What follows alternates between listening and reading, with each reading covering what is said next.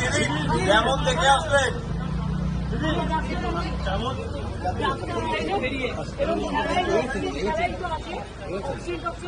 নিয়ে আসা হচ্ছে এবং ডাক্তার আছে, সেগুলো ওখানটাই মেডিকেল রুম তৈরি করে ডাক্তার ট্রিটমেন্ট করবে। আর আমি আইসিসিউতে কাজ করে এরকম একজনকে ডেকে আনি। বাড়িতেই ট্রিটমেন্ট হবে?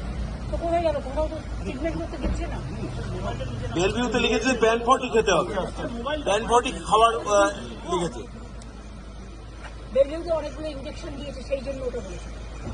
কোনো অ্যান্টিবায়োটিক দিতে গেলে একটা তোমাকে অ্যান্টাসিড খেতে হবে। ওইটা বললে অন্য ইঞ্জেকশনগুলো চোখের অবস্থা, চোখের কোনো সমস্যা হয়েছে দিদি? চোখের সমস্যা আছে, চোখে ইমিডিয়েট দেখাতে হবে। বুকে একটা কালশিটে দাগের কথা বলা হয়েছে। শুধু বুকে নয়, বুকের চারিপাশে, চোখের এখানে, সারা শরীরে কাঁধে থেকে শুরু করে চারদিকে।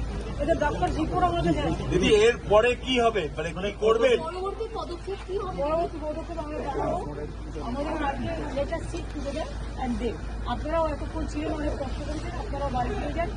ডক্টর রেখে গেলাম আমি, এবং আইসিসিউর একজনকে আমরা ডেকে এনেছি, আসছে এক্ষুনি।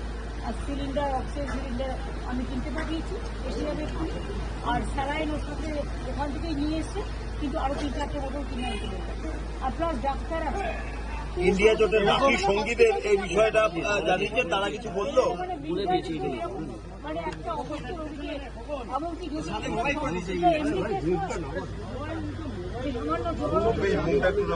এটা একটা ইনসিডেন্টের কেস। কৌশিকের চশমাও ভেঙে গেছে। ম্যাডাম এদিকে তাকিয়ে, ম্যাডাম এদিকে তাকিয়ে। সমস্ত কিছু ইন্ডিয়া জোটের বাকি সঙ্গীদের এই বিষয় নিয়ে কোনো কথা হয়েছে? তারা সবাই প্রত্যেকে ফোন করেছে, আমাদের কথা বলেছে।